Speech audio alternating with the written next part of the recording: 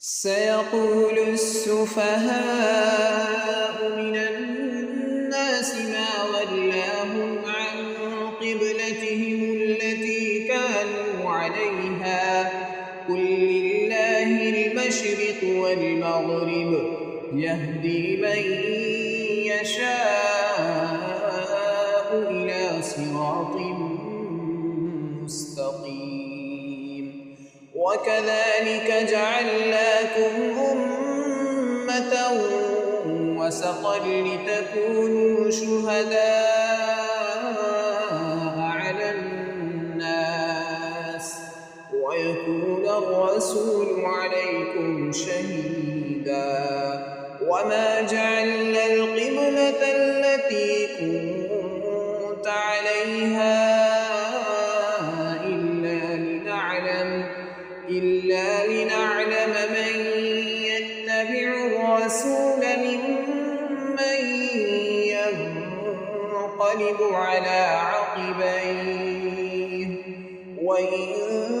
كانت لكبيرة إلا على الذين هدى الله وما كان الله ليضيع إيمانكم إن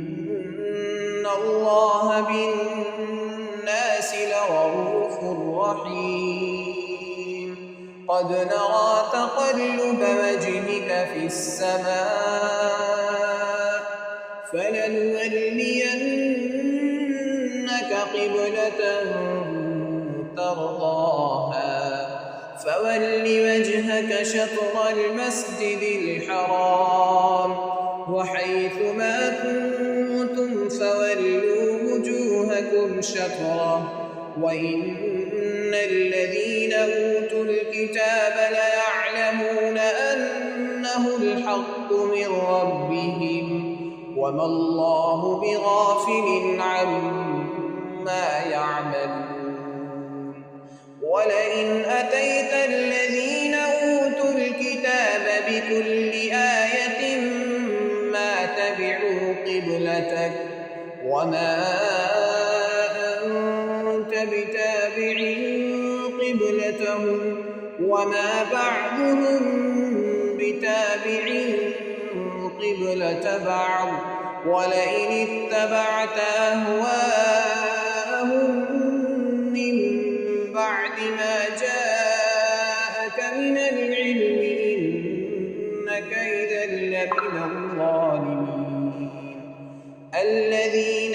آتيناهم الكتاب يعرفونه كما يعرفون أبناءهم وإن فريقا منهم ليكتمون الحق وهم يعلمون الحق من ربك فلا تكونن من